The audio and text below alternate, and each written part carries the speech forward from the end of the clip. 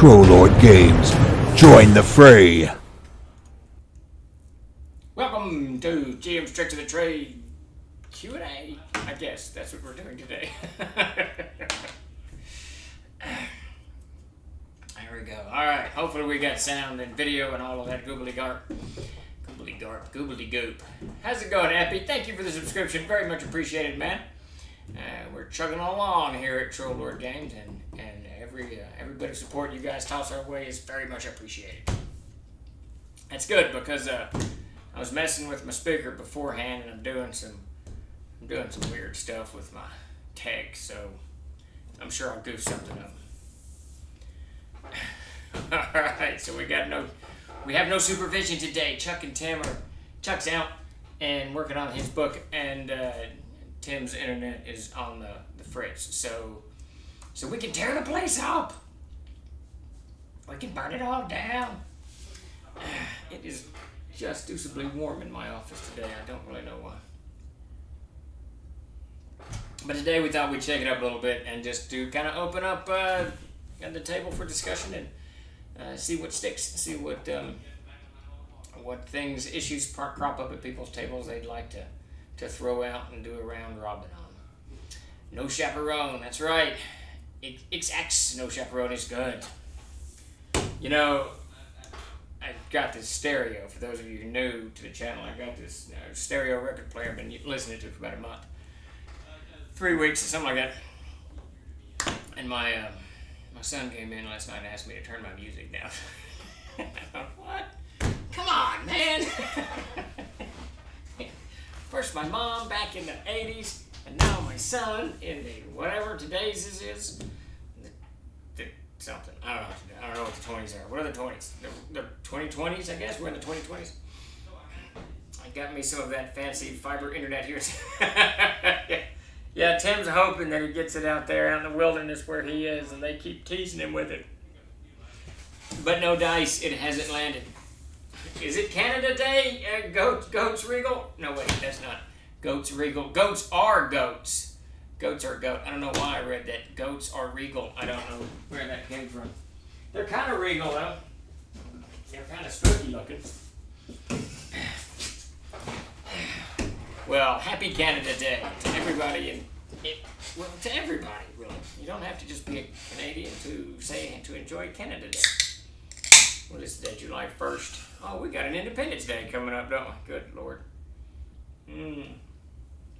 That would explain why people were telling me happy holidays.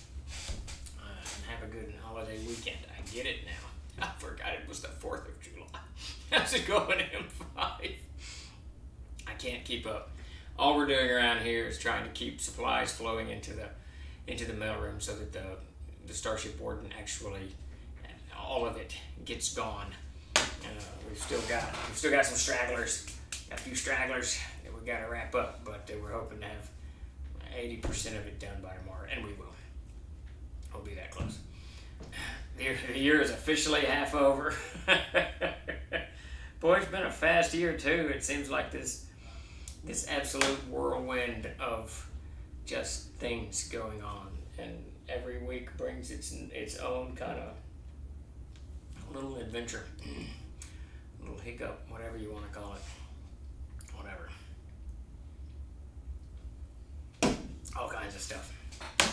But we did think we would shake up GM's Tricks of the Trade today and just kind of open it up to the table. And if no one has any questions, I'll just throw some stuff out there that I've learned over the years. How's it going, Commander? And I'm still learning. There's nothing, GMing is this kind of ever-evolving process, I think, as you learn to play with different players, and your age change, your life circumstances change, so you have to, like, for instance, now we used to game, back in college days, we'd game 4, 5, 6, 8 hours without even thinking about it. But now, 2 to 3 hours, and we count ourselves lucky, so, and then you got to shift your style, right? You got to shift everything you're doing to accommodate getting more game in less time. June Boom, save 50% of all digital category through Friday at midnight at Chenault Games. Code MBJP5. Hey, there you go. A sale. I don't know what's going on. Tim runs all of that stuff now, so that's all on him. Question. I keep DMing in a kind of dark, serious style, but I get tired of my own darkness. How might I keep things lighter and keep it consistent? Every time I try, I slip back into dark and serious. Davis does that a lot. Davis runs, my brother, he runs games that has a going real long shot that tend to be dark. And one of the things that he does, he's constantly slipping into when he's doing NPC development. He's constantly slipping into every NPC is some kind of flawed individual. They've got, whatever in their background or whatever nightmares made them this kind of flawed individual that gives them the drive. But you can take that same concept if you want to kind of lighten the mood at your table and help kind of retool your brain so that when you're running, because I know what you mean, Colt, so that when you're running games of one style, and in your case, the dark style, the macabre. I hate that word so much. I don't know why I use it. I just absolutely hate it. But is take your NPCs and make them good for goodness sake. They're just good people. And there are certainly good people out there in the world. And just kind of model it after that. It's and you don't want to go to the extreme like a lawful good or something like that. But just either a chaotic good or maybe a chaotic neutral. Probably a chaotic good. And I don't know, I'd go with chaotic good. And it's just an NPC that comes from a good background, that has good friends, that has had good experiences, that's a decent level, has, all of the things that Hollywood and movies and TVs kind of dump on their characters to make them flawed so that you can, love them more or whatever. Shuck all that to the side and make a series of NPCs, not just 1, 2, 3, or 4, but make a good half dozen to a dozen NPCs that are just good people. And that way, when you're playing that character, when you're playing that NPC as a DM, to play them, true to form, you've kind of got to lighten the approach that you have, that you're doing with everything, and it gives you kind of this idea, just a different approach, a different. It'll give you a different attitude, I think, that when you have good NPCs. It took me forever to actually begin. I had been running games for the better part of a decade before I began kind of shoehorning just good people into the game so that there's actual good NPCs that interact with so that the players and their characters are actually interested in talking to these NPCs or interacting with them because they know that the person's good and it's not going to derail it. And the other thing that I would say, and this sounds goofy as hell, but to lighten the mood at your table, when I use descriptive text, I would do a lot of sunlight, blue skies, sunlight, beautiful clouds, open air, just stuff like that. When you're describing it, it'll help the whole kind of, it'll help you kind of break free from that everything's dark and deep and old and ancient and steeped in mystery type thing. Some stuff is new. There's dogwoods that grow with flowers that bloom and the whole 9 yards. So lighten your description up would be my second thing. I would definitely gear up the NPCs, make them good, and then lighten the description. I hope that answered your question, Colt. What is your favorite add-on for CNC? What would you consider to be worthy of being part of the core library? Probably in the Adventurer's Backpack, the healing mechanisms. We put in all of that. You can, what is it? There's a medical kit, and then there's treated bandages and all that kind of stuff to help heal characters a little bit faster. I absolutely love that. I also love the boxing, whatever, the fisticuffs rules in the Adventurer's Backpack. Both of those I think would be nice, just as making it a permanent part of the game. The healing is always a problem, of course, if your players don't like to play healers.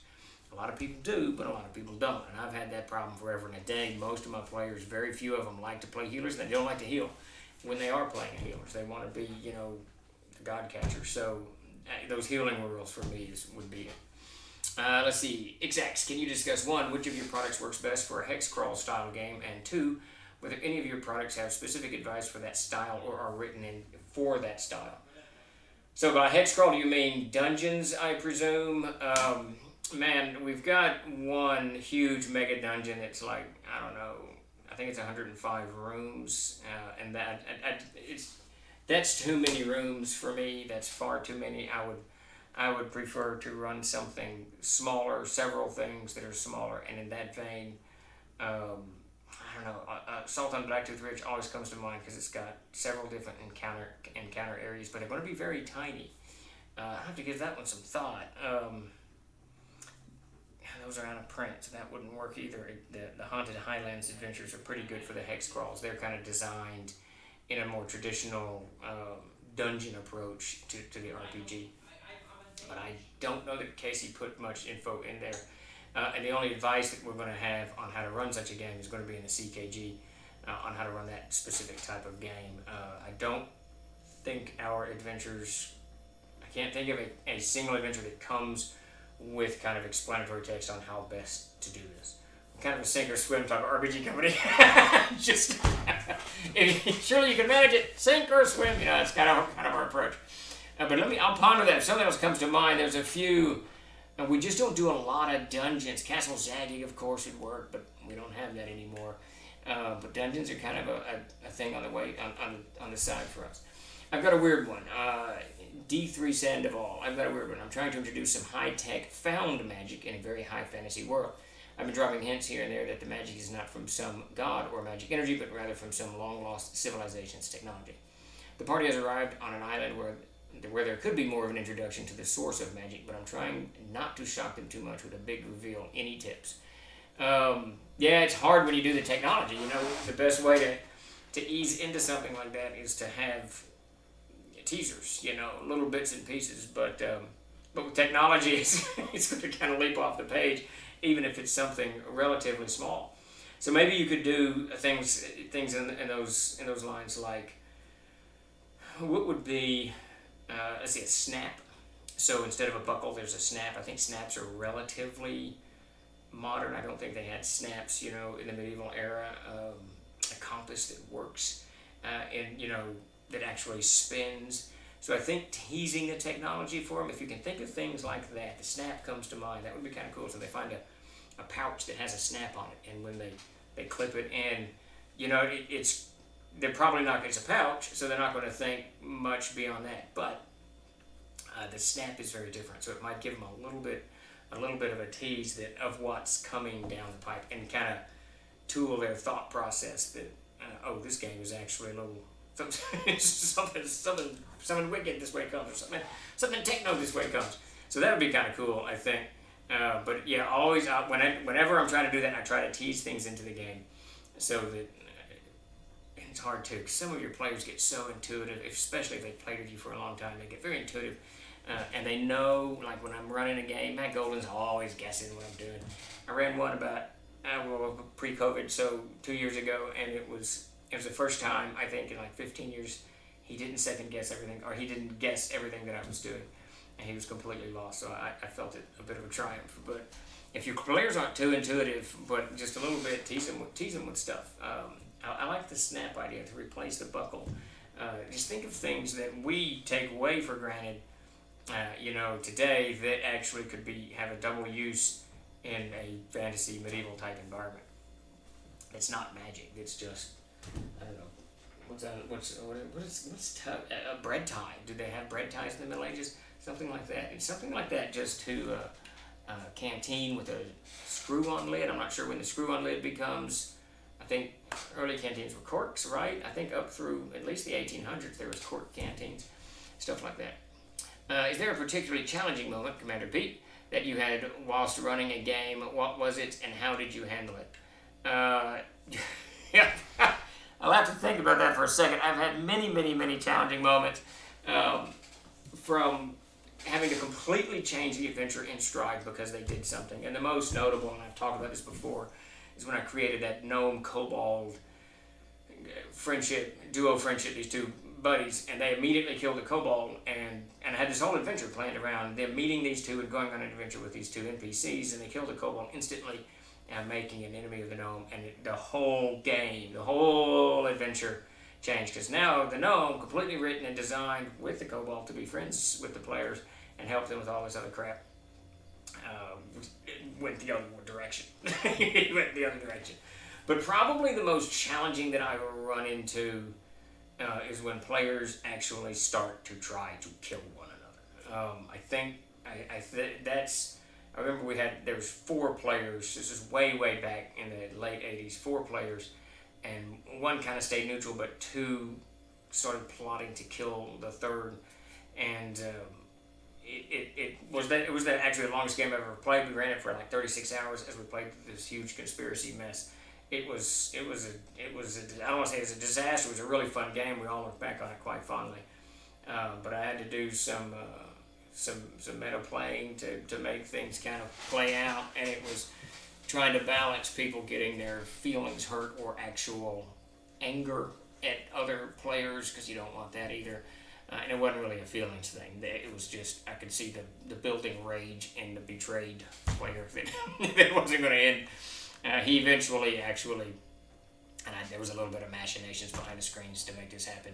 He caught them in the act and had them both executed and ground to dust and thrown in a river. So, but I think one of the most challenging things is when players start to go at it. And I mean, players even in game and out of game at the table. We for the longest time, up until just maybe 2 years ago, 3 years ago, one of our players was very antagonistic to another one of the players, and it all seemed kind of like it was in good humor, but there was this biting edge to it from both of them that through the course of the evening it began to build, and I'd kind of have to get in there and make some jokes to break it up, or attack them with a monster so they'd focus on that, because it would sometimes get a little testy. Now the one player eventually left, so that's all gone. But probably player interaction is one of the most challenging things, and I'm talking player interaction, not character interaction.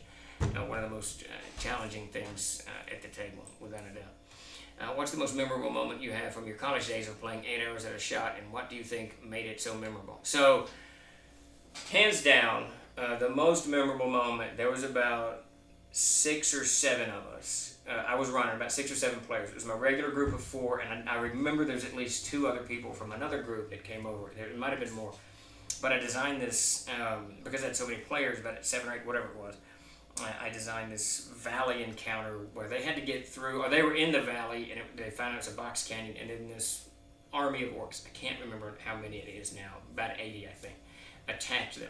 So they had to either fight their way out or just figure out how to fight.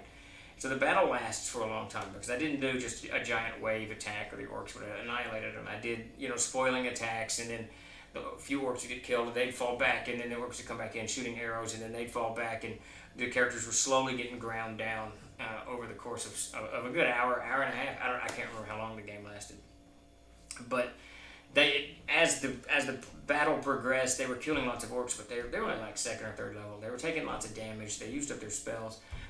They start falling towards the end of the evening. Player falls, another player falls, and the orcs are falling almost as fast. And in the end of it, there was this massive rush. 3 or 4 players are still up, massive rush, or 30 so orcs. They can't quite get to the players that easily, so they can only come at them 2 or 3 or 4 at a time. But the weight of numbers started to play. Eventually, all of the characters are dead except one, and these 3 orcs. And he cuts one orc down, and then he cuts another orc down, and the only orc left is. And clearly, I had just thrown any morale concept down. The only orc left was this kind of sub chief who had quite a few hit points. It was Gary Griffin running it. Everybody else was dead, and Gary Griffin's character was still alive. I think he was a cavalier from the Unearthed Arcana, if I remember correctly. And he actually killed that orc. He only had like 2 or 3 hit points left, and he killed the orc, and the whole table erupted. Everybody just erupted, because that means they all get a live, right? Because nobody's really -10, and this table just exploded all over the place. It was a grueling battle. It was it was for me the most memorable battle I ever ran. And I think for a lot of those guys, 'cause it was just cool. It was just crazy. Very, very crazy.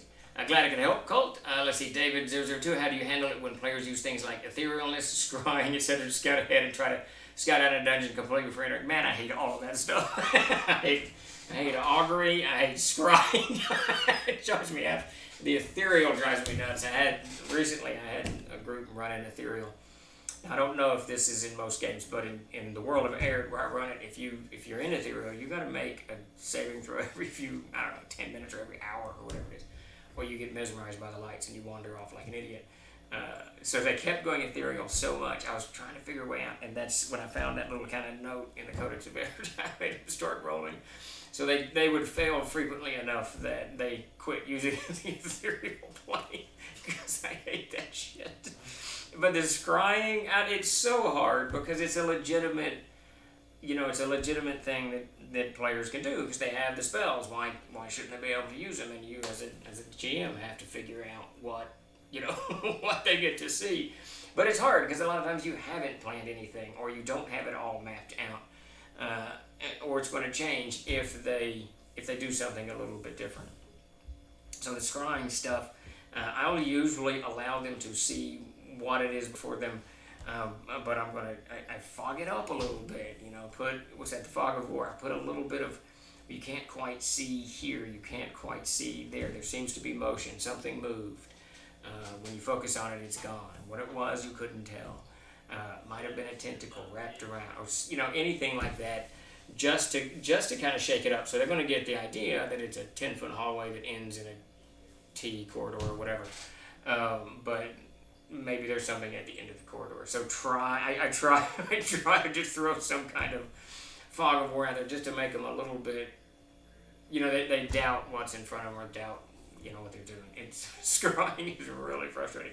And what is it augury where you ask if it's good or bad? That one drives me nuts. Because who the hell knows if you roll a 20, it was great. But that one drives me absolutely nuts. I hope that answered it, David. I hope that helps you a little bit. I see Great Babe says, how much do you put into overland travel? The players start in town X and need to go 5 miles to the mountain Z. How can you make overland travel relevant to the PCs besides just a random encounter here and there and poof, you're there. So I use overland all the time, and I will do that 5 miles. That'll take about 5, maybe 10 minutes of gameplay. If they're just walking the 5 miles, it won't take that long. It'll probably only be a minute or so. But I use that opportunity to describe the weather, to describe the terrain around them, and to describe what they're approaching. So if they're approaching a mountain, they need to know if there's hills in front of it, if there's a swamp in front of it, if there's rivers, creeks, if there's a glacier up there, whatever. So I feed all that information to it to kind of set the tone. And I got to backtrack what we were talking about earlier. If I want it to be dark, I describe everything kind of, there's copses of trees with Spanish moss hanging off of it. There's an odd smell in the air, whatever, just to kind of set whatever tone and mood that I'm doing. And then I'll hit them with equipment descriptions. I'll kind of punt it to them. The backpack that you're carrying is biting into your shoulders or something like that, or it's too hot, you're beginning to sweat's pooling on the back of your neck, just to remind them of their equipment. And they will sometimes, I don't have a backpack, and then I can make a mental note, oh yeah, that guy doesn't have a backpack, that type of stuff. So I use that terrain for a minute or 2 minutes or 10 minutes if it's like a day's travel, and to actually do something. And if it's further than 5 miles, they have to eat rations. And it doesn't have to be much. There's not very much. And we pitch camp, we take lunch, we eat, and then we move on, that type of thing. And I'll try sometimes a little bit of role playing in there. But I'm a huge, huge overland travel guy. I actually think the journey, in many RPG adventures, the journey is as important, if not more important, particularly if it's over a great distance, than the actual of whatever the heck you're doing, stealing the jewel off the crown or whatever. But I put a lot of attention into it. I really want to start running a game online so I can kind of demonstrate that. I don't think a lot of people do overlands, even on short jaunts, but I certainly do. Oh yeah, we're doing a raffle today at 4:40, so please stick around for that. And if you're new to the channel, please give us a follow. We're doing GM's Tricks of the Trade. Just ask me anything, and I'm going to do my best to answer problems that you might have or things that you're curious about. Let's see, blah, blah, blah, blah, blah. Evening, not sure how long I'll last. It's starting to feel grotty again. So may need to ditch any requirements of laying down. There you go. All right, Bifford, good to know. Good to see you. Have we started? I guess we have started the raffle. So try to recruit dumb players. There you go. Yeah, the players can be very interesting. Todd and I play the funniest together. Todd and I have known each other for close to 40 years. And I usually run the game, but occasionally I'll play, and Todd and I'll play, and our characters are always we end up fighting each other. It's really kind of funny. Mac Muddles knows. Mac, I was telling him earlier about when you and Charlie tried to betray Todd. It was hilarious. As a company, do you have a schedule of creating new adventure modules, or is your focus mainly on source books? You know, the modules have almost fallen by the wayside. It's kind of interesting. They still sell okay, but I think that whether it's the absolute mountain of content that's out there to access, or the nature of maybe 5th edition has changed, but modules have kind of slowed for us a little bit. So we've been focusing a lot on source material in the last few years. That said, talking to Mike Stewart about a new adventure, and Mac there is talking to Jesse Helms, I think, about a new adventure, because I would like a lot more short adventures and a few more dungeon crawls in our library, because it's just a good thing to have. So, but mostly right now we focus on source books. There's so much content that we want to get out there, especially to GMs, but also to players, so that if you have that question, when do I make the sacrifice to Athena, you can go to a book and look it up. You don't have to sit there and figure it out. You know what I mean? Those are the things that frustrate me when I'm running a game, that I need some information fast and I can't find it, so I get it on the internet, and once you get on the internet trying to look it up, the players are doing stuff, they're not paying attention. 10 minutes later, everybody's on their phone playing Castle Crashers or whatever people do on their phones. Watching TikTok. Interplayer conflict is always tough. Managing real-life player interactions can be a topic of itself, I imagine. Yes, it can be very challenging, especially when emotions start keying up. Morning all from Trolls. How's it going, Mr. Obadiah? I hadn't seen you in a while. Glad you could stop by. And by interactions, I don't just mean conflict partners. Partners who play together can equally disrupt the game sometimes. Yes, we have run into that as well. A couple of married couples, sometimes they don't see eye to eye on things.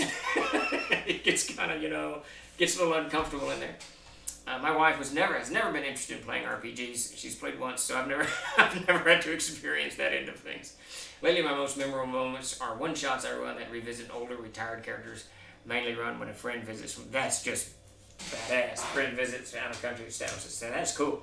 Someone comes in, break your old character out, let's do it. An hour-long, 2-hour-long, 3-hour-long adventure, and call it. That's very cool.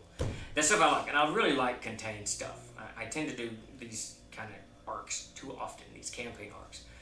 But lately we've skinned out over half of our players are gone. We're trying to reassemble that, but since we got such a small crew, we're just doing these kind of very contained overland adventures, meeting NPCs, fighting some monsters, doing stuff like that. Nothing earth-shattering, so that when the group does get back together, they won't be completely left out. So Statler, that's cool. I mean, doing one-shots is a great way to do it. Let's see, M5. My group didn't have much character violence, but we had one adventure where we found an artifact that was the heart of a devil. The evil PCs killed the good PCs. Some blink dogs killed the evil PCs, so the neutral PCs took all the bodies to their respective temples for resurrection and gave the artifact to a paladin group for safekeeping. That's probably best. Yeah, we've had a few. I don't know that I've ever had an entire party annihilate itself except once. I wasn't running the game. I don't even think my regular crew was in it. There's a bunch of people playing Evil Party, and it's actually the one and only time I sat in on a group where everybody's player was evil, and it just was not cool. It just was not cool at all. Let's see, June Broom save. All right, we're doing something there. Is it wise for the party to Obsidian risk? Is it wise for the party to physically attack and wear down the river before attempting to cross it? Kidding, I have heard great things about Shadows of the Halflings Hall. Is there a new print version available anywhere? It's the same one that we've always had. I absolutely love that adventure, and I think that Mike Stewart, who wrote it, he actually contacted me about a week ago, and he pitched 3 adventures, and one was a revisiting of Shadows of the Halfling Hall. I think I want to have him go with that because it's still one of the best adventures in our stable. It is a very hard adventure. It's got enough flavor of the new, but enough kind of danger from the old, that it's very, very challenging. It's good. It is an excellent adventure. Who's on the Troller Games? Is that Chuck or Tim? It's going to be Tim when he can get in, but he's usually about 5 or 6 minutes behind on the stream because his internet is so insanely slow. So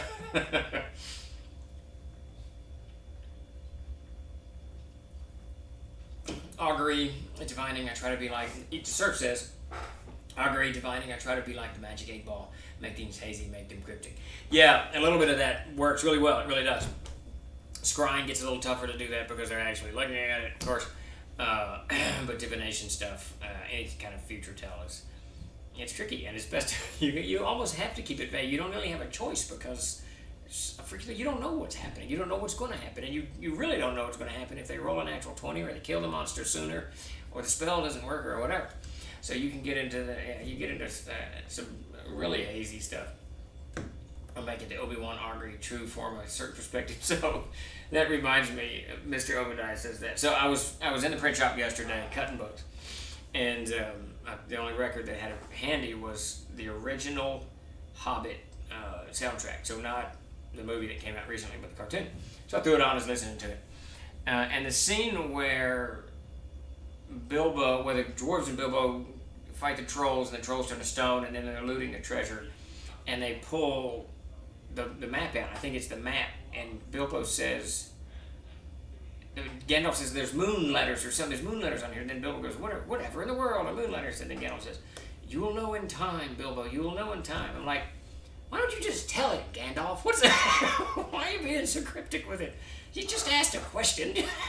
So you can go the Obi-Wan / Gandalf in the Hobbit approach. That's the way to do it.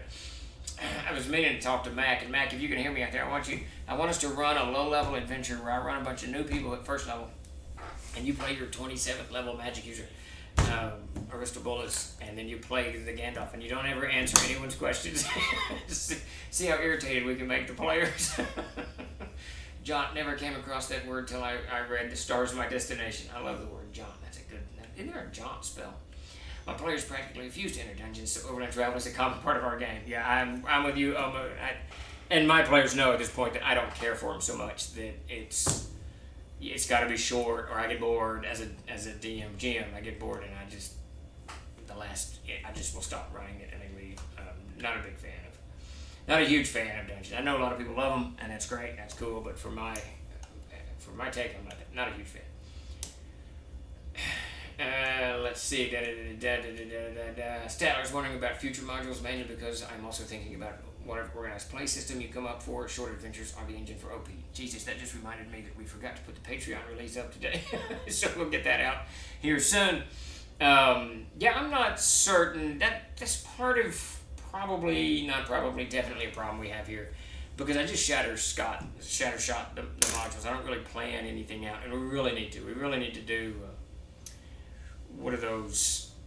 What are they called? Paths of Adventure, I think, that Wizards of the Coast or Pathfinder does, where you do from first level to 12th level in a single book or what have you. And we just rarely do that. Even with the A series, it's not really kind of designed that way. If you play A0 to A13 or A12, by the time you get to A12, if you play it just by what's in the module, you're probably only going to be 7th level, and you're going to get annihilated when you're on the Gates of Elstrad. We mentioned there a few times that you got to do other side adventures because it's not that linear. So we don't really plan out linear adventures. I just think, okay, we need a module. Davis, Jason, whoever is out there, let's do something. So that's kind of how we do that. The organized play, we're going to have to get into that. I'm hoping by this time in the fall we're able to. This time in the fall, what the hell did that mean? I hope by in the fall, in June, in the fall. I hope that in the fall we're able to kind of get into the organized play and really take a hard look at that. It's just going to take so much effort to get it actually up and running. Not that we're afraid of effort necessarily, but yeah. I'm glad to hear some thoughts on some of the best TLG adventures, and just so I know what might be good to pick up. Yeah, I'd always go with Shadows of the Halfling Hall, My Own Line in the Ropes, Davis's Assault on Blacktooth Ridge, Matt Golden's Fantastic Adventure. Those are my top 4 go-to. Quick, contained. Well, A1's not that contained. It can be, but the others are they're contained. It's just an adventure. It's no big thing. They just go and play, and it gives you, like Fantastic Adventure particularly, gives you all kinds of unique NPCs that you can go and play with and go do whatever. And Mac has talked about doing a part 2, but it doesn't need a part 2. I mean, I hope, Mac, if you're out there still, do a part 2. That'd be great. But it doesn't need one. You can just play it and go. Then you got all these badass NPCs. How's it going, Chad Skiles? Starker the Fantastic Adventure. There you go. The Hobbit Singer has so much The vibrato, it gets a bit old, but I love the Goblin Town music. Yeah, I know the Hobbit. Yeah. I do love the Goblin Town. It's really funny. I actually can listen to it. I know the story obviously well. I do so well. It's just calm enough. When I watch the Hobbit movies that came out a few years ago, they're not calm. And the Hobbit to me is the whole actually Lord of the Rings saga is calm. And by that I mean there's no kind of frantic everything, whatever. I don't know. It's hard to describe. Absolutely huge Lord of the Rings fans. My favorite fantasy, hands down. Yeah. Sorry if this was covered already, as I just popped in. But what's your take on mixed level parties with big level gaps? I try not to do that. It's okay once you get past 7th level, because then your 7th, 8th level guys can survive what the 12th level can. But at a lower level, if you've got 2 or 3 6th level and then a couple of 1st level, you start getting into this serious gap of ability. So I try to avoid it. So if I'm running a 6th level game and you join that 6th level game, I'll usually have you come in at 4th level, midway to 5th level. So you're not quite up with everybody else, but you got enough juice to keep yourself alive when whatever the trolls attack or whatever it is. And you can once you start earning, you don't feel like you were just given everything, if that makes sense. You still got to earn that 5th level and 6th level even to catch up to where they are. So as they're going up a little bit, you'll be going up a little bit. Because the level gaps are very, very hard to do. One good area of effect spell and your 1st levels are dead, and then you get into this absolute horrid, and we've been there. We did it in the big game. We'd have people join it, they'd play 1st level, and they'd get killed, and they'd play 1st level. And then they'd get frustrated and quit, and then they'd come back 3 months later and play a 1st level, and everybody's gained a level or whatever, and it just, it gets worse. So I kind of developed this system where you start in the middle. You 2 levels down, maybe 1, but usually 2 levels down. And I might even, like if it's a rogue or thief or something, I might do 3. But then give them enough experience points that they're like halfway plus some change to the next level, so they're on their way. I like to buy mods that have SE to surf. I like to buy mods that have stuff I can use for lots of other games. Source stuff like yeah, absolutely. That's really in the olden times, back in the 80s. That's the only reason I buy an adventure. Other than T1, I bought adventures and just kind of ripped down of them whatever I wanted and threw them in the game. I think Mac could correct me, but I think the only adventure I ever ran, published adventure, was T1 from beginning to end. And even that, I kind of doctored it out for myself quite a bit. I hope I answered your question, Chad Skiles, about level gap. What adventure was that? Sorry, I missed it. I'm not sure what you're referring to. And goats are goat. What adventure? Shadows of the Halfling Hall we were talking about earlier. Or Fantastic Adventure. Fantastic Adventure has some really cool NPCs in it that, depending on how you play them, they're really cool.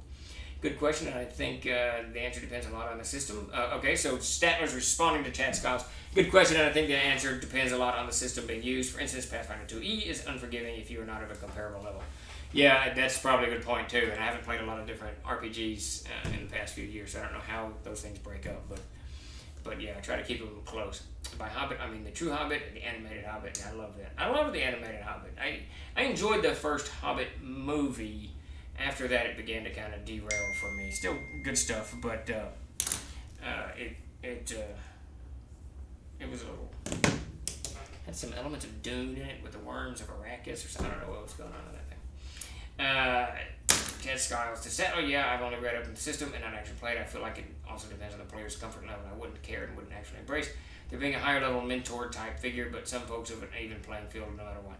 Yeah, the mentor thing is hard. I mean, some players can really get into that. Some players can really not get into that. So, if you're going to have one character mentor or another one, you just got to know the players that you're sitting with. A little level of discrepancy is built into CNC just based on the XP charts, which is good in my opinion. It definitely is. We've got it kind of yo-yos in both of the games. I think in the Youngbloods game I'm running, one of them's 8th level already, and one of them's still 6th. So it yo-yos. And I like that. I actually like that a lot. I know some of the systems, and I think maybe 5th edition, they fixed it all, right? Is everybody's experience the same? I know some of the systems do that. No matter what your class is, you need 2,000 experience to get 2nd level or whatever. I don't care for that so much. I like that the fact in AD&D and CNC, cleric can go up faster. The rogue goes up faster. I kind of like that. Steve's T1 far surpasses this guy gets his version. I don't know about that, Mac, but you definitely have plunged into T1 many, many times. Mac Muddles, for those of you who don't know, is Mac Golden, a friend of mine of 40 years and co-founder of Troll Lord Games back in 2000 and co-creator of Castles and Crusades. And he and I have sat at the same gaming table since 1985 or 6 or something like that. And other than when I was in the Army, I think we've hardly missed, well, this damn COVID crap, we haven't hardly missed a week, maybe a couple in the way, but we've managed to sit and game quite a bit. And he went, I've run a T1 at least 3 or 4 times, at least, and probably more than that. It's just a good, I don't even know if it's an adventure, I don't know if there's an adventure there, I guess, in the Moat House. If you haven't checked out T1, go check it out. It's really good. Whether you play 5th edition or 3rd edition or Pathfinder or whatever game you're playing, definitely check it out. You can easily port it over. It's just cool. In the Pathfinder Adventure Pass, they basically do away with XP and just have you should be 8th level by the time you reach. That's interesting. I've heard, is that what milestones are? I saw someone talking about milestones in 5th edition. Is that what milestones are? Where you get here and you're the next level, or whatever. That's an interesting approach. It doesn't really sit with my playing style. Now, I've gotten different than I did back in the day, but, no, I don't like that. I don't like it. It's too different from when I was a young... Anyway, Mr. Obadiah, the last thing you want is everyone sitting back waiting for the high-level guy to save their bacon or taking stupid risks because they know that high-level character can save them if they get into strike. Yeah, that's a good point, too. You get someone who's too high level, they're going to end up doing everything for the next 10 games until the others kind of catch up. And that kind of takes the fun of it. Level disparity for me is okay, but you gotta keep it within reason, or it quickly unhinges and can unhinge your whole game. Of course, and that's why resurrection's in the game. So if someone gets killed, you can resurrect them. Yeah, that would be the lamest possible way to do that, I think. But if it were more like... Chad Skiles is responding to Mr. Obadiah. I missed all that. Yeah, that would be the lamest possible way to do that, I think. But if it were more like the aforementioned Gandalf along with the Hobbits, might be fun. It could be fun, but I wonder... So let's take Mac. So Mac's character's 27th level. So Mac sits at the table, and this is what I wonder. I don't know how long it's sustainable.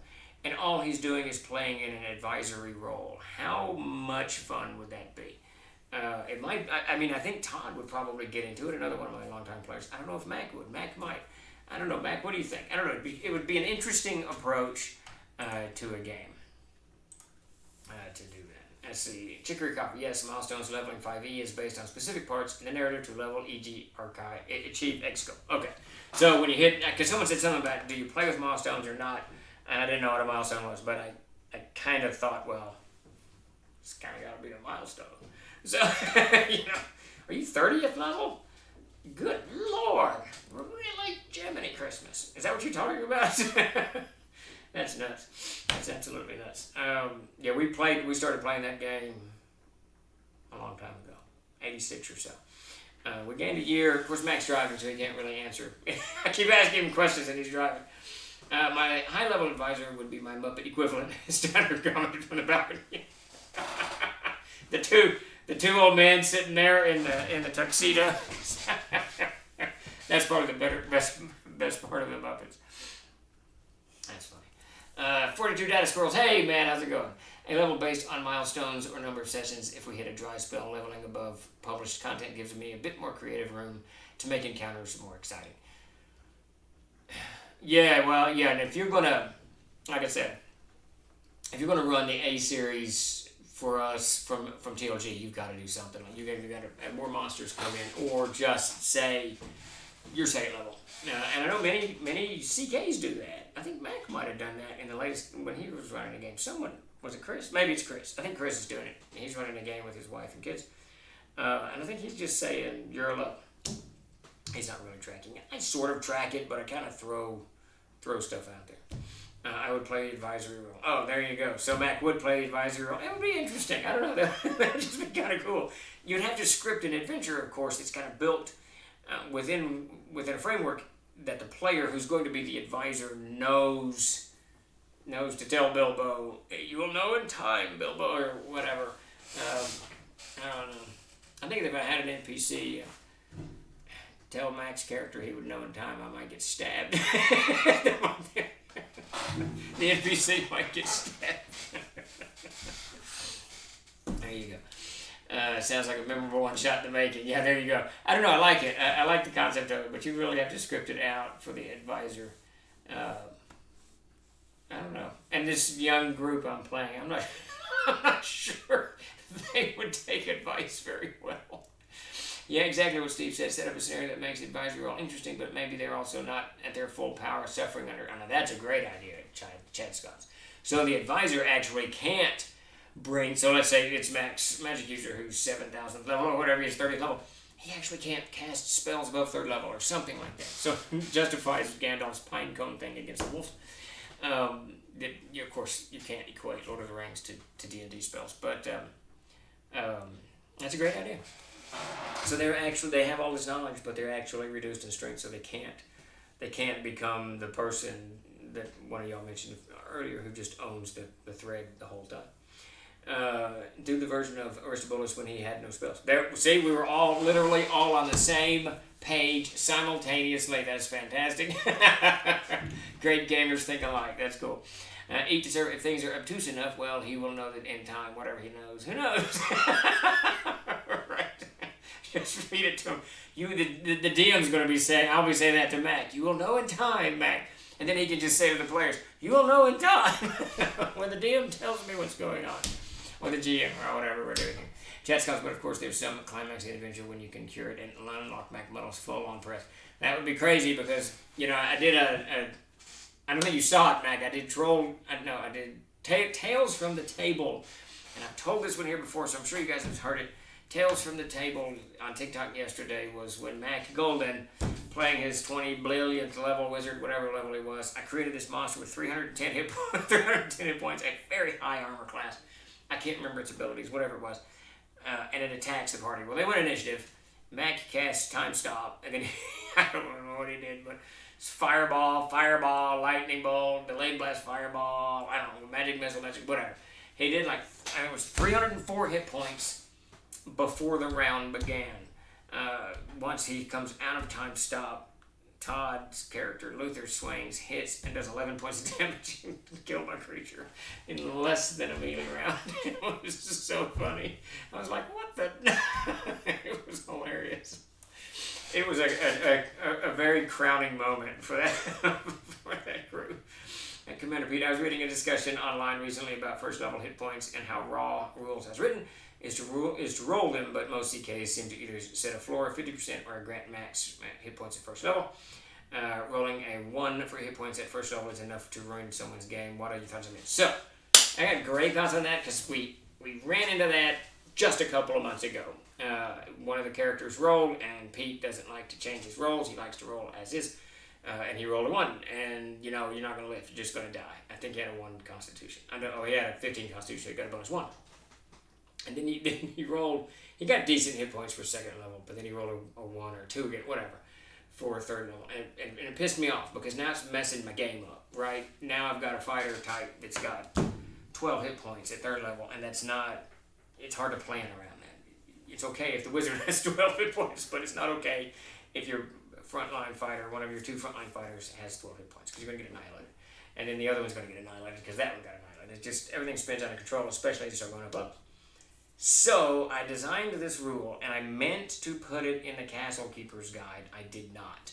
I will probably put it in the Player's Handbook as an optional rule, whereby, and this is important to know before you create your character, when you roll your hit points for starting hit points or for level gain, you get to roll and choose the highest as many times as your Constitution bonus. So if you have an 18 con, you get plus 3 hit points in Castles and Crusades. You can roll your hit point, was it 3 times? No, 4 times. 4 plus the bonus. So and pick the highest one. And that one motivates you to make con higher if that's what you want to do. But it also kind of alleviates that whole one or two without really just re-rolling when they roll back. So that's what I am toying with. It'll of course be an optional rule. If I put it in the player's handbook, it will not be a standard rule, but it will definitely be optional. Let's see. I think the Amazing Adventures, they just get max hit points at first level. Probably. I can't remember. They probably sounds like Jason. They need a couple of meat shields. I always give max on first level. After that, you roll the dice back. Yeah, that's generally how I do it. Negative con minor if you don't get your -1 con, you die. Roll another character. You never made it, man. You never made it. That's great. That's an awesome hit roll. Thank you to Eat to Surf. Yeah, it's worked so far, but I can see if it was a +3, if they're rolling 4 times, it might get a little bit frustrating for the GM. Use training to re-roll hit points. That's a good idea. Do you make them spend money when they train? They got to take like 2 weeks to train and get hit points out of that, or how do you handle that side of things? The re-roll rule, Steve, just first level. Yes, that's no, it's every level. We're doing it every level because really we got spend the gold pieces. Yeah, there you go. I used to actually, I believe it was AD&D called for training, right? You couldn't go up a level until you paid X weeks and X amount of gold. We used to be pretty religious with that stuff. We kind of dropped that off. But that's where that type of rule really would come in. And then you could give them more hit points based on the training. That's a good idea. No, the reroll is for all of it because we're running into, one of them rolled 1 and a 2 at 6th and 5th level. And it's just a mess. And I don't want it to sound like I want everyone to have a lot of hit points, but rolling once bad is okay. Rolling twice bad starts to impact the game. Rolling 3 times can really impact the game. Maybe force it in to keep the latest roll plus some drama into it. Yeah, there you go. I guess you have to survive long enough to train for the reroll. I think training is mentioned in the PHP too. Don't know specifics. Oh, that's interesting. I have no idea. That's funny. It sounds like something that would be jammed in there, but because hit points are always a problem, especially at first level. If you don't want to go max, and I really don't like doing the max thing. I do it frequently, but I don't like to. I really kind of like it to be a little bit over. What are we doing? Are things happening? Okay, D3 Sandoval. It looks like you won the coupon. Congratulations. Good Lord, it's already 5 o'clock. I had no idea it was this late.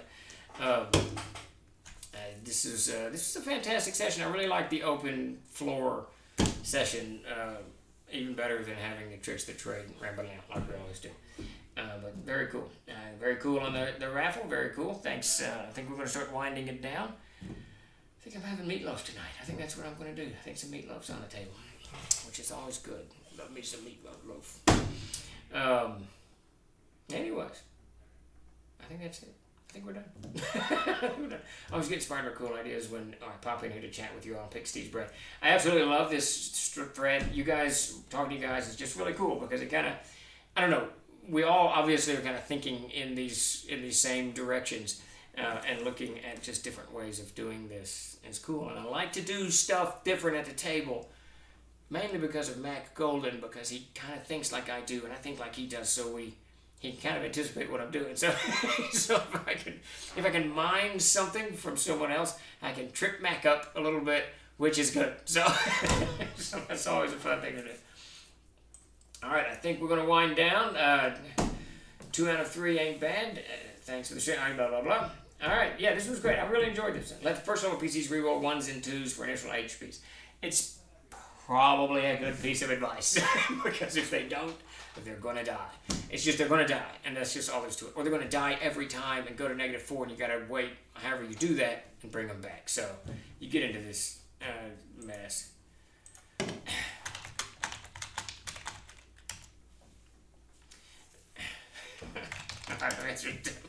All right, so that's 2 out of 3 ain't bad. That's a meatloaf bad out of hell reference. I didn't even catch that, and I should have caught that. Love meatloaf. Very, very cool. All right, on the meatloaf note, we will see you guys again next Tuesday. If you join us for Ask Me Anything and GM Tricks of the Trade on Thursday at 4 as well. So you all have a great rest of your week and a wonderful weekend. And keep on gaming. Oh, wait, our new slogan. Join us at the table. There you go. All right, everybody. Y'all take it easy. All right. I got questions. All right. Thanks, everybody. Thanks, Statler. Everybody, take it easy.